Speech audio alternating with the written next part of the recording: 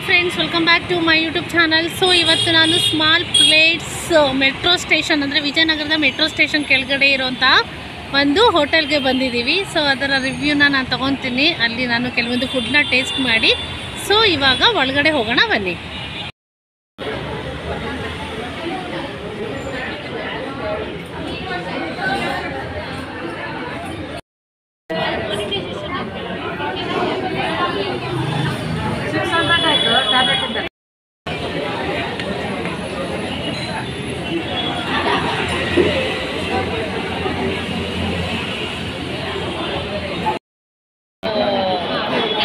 Self service ನಾವೇ ತೊಗೊಬೇಕು.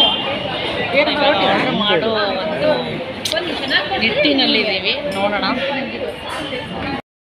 So ಈ ಒಂದು ಹೋಟೆಲಲ್ಲಿ ಸುಮಾರಷ್ಟು ಜನ ಬರ್ತಾರೆ, ಯಾವಾಗ್ಲೂ ರಶ್ ಇರುತ್ತೆ.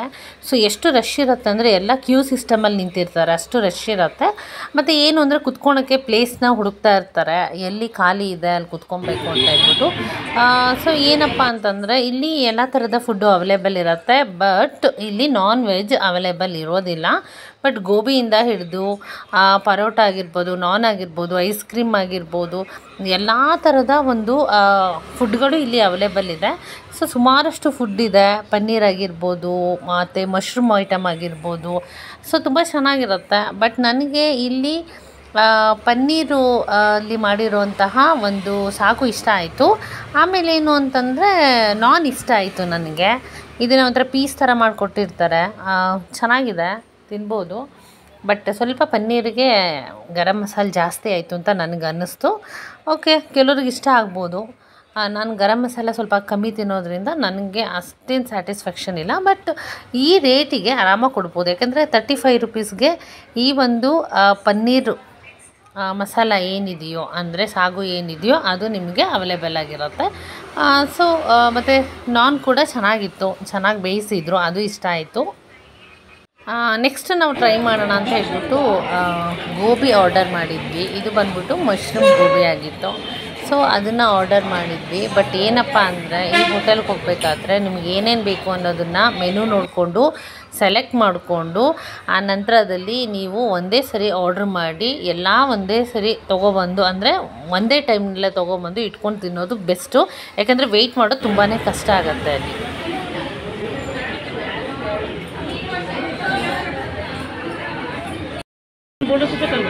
ಇಡ್ಲಿ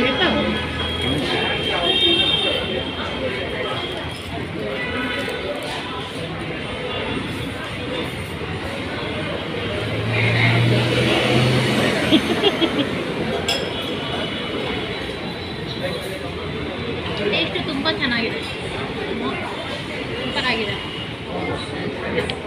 ಇದಾಗಿರ್ಬೋದು, ಪನ್ನೀರ್ ಸಾಗು ಆಗಿರ್ಬೋದು, ಸೂಪರ್ ಆಗಿದೆ. ನಾನ್ ಮತ್ತು ಪನ್ನೀರ್ ಸಾಗು ಸೂಪರ್, ಗುಡ್ ಕಾಂಬಿನೇಷನ್ ಹೌದು. ಮತ್ತು ಇನ್ನೊಂದಂದರೆ ಈ ಅಮೌಂಟಿಗೆ ಬಂದು ತಿಂದವರಿಗೆ ಮೋಸ ಇಲ್ಲ. ಸೊ ನೆಕ್ಸ್ಟ್ ಟ್ರೈ ಮಾಡೋಣ ಅಂತ ಹೇಳ್ಬಿಟ್ಟು ಮಶ್ರೂಮ್ ಗೋಬಿನ ಆರ್ಡರ್ ಮಾಡಿ ತೊಗೊಂಡ್ವಿ. ಸೊ ನಾವು ಒಂದು ಮಿಸ್ಟೇಕ್ ಮಾಡಿಬಿಟ್ವಿ. ಏನಪ್ಪ ಅಂತಂದರೆ ಎಲ್ಲ ಒಟ್ಟಿಗೆ ಆರ್ಡ್ರ್ ಮಾಡಿ ತರಬೇಕಾಗಿತ್ತು. ಸೊ ನಾವೇನು ಅಂದ್ಕೊಂಡ್ವಿ, ಇದನ್ನು ತಿಂದ್ಬಿಟ್ಟು ಆಮೇಲೆ ಬಿಸಿ ಬಿಸಿ ಆರ್ಡ್ರ್ ಮಾಡೋಣ ಅಂತ ಲೇಟಾಗಿ ಆರ್ಡ್ರ್ ಮಾಡಿದ್ದಕ್ಕೆ ವೆಯ್ಟ್ ಮಾಡಬೇಕಾಯಿತು.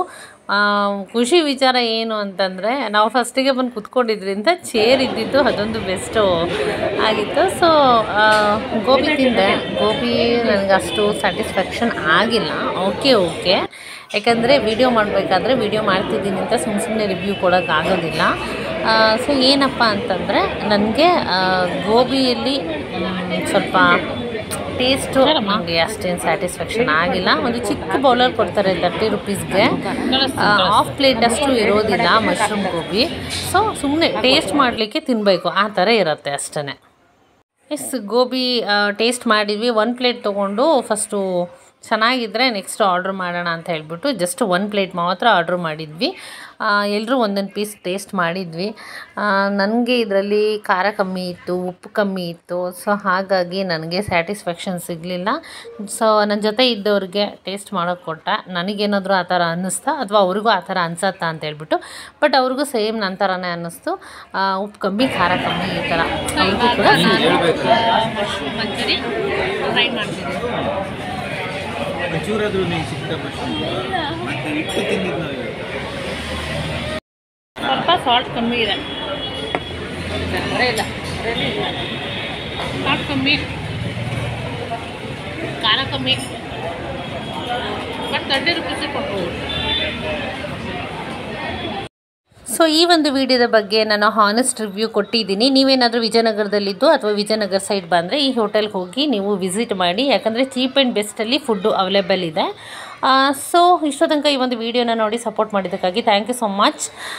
ಇದೇ ಥರ ನಮ್ಮ ವಿಡಿಯೋನ ನೋಡಿ ಸಪೋರ್ಟ್ ಮಾಡಿ. Thank you so much and love you all.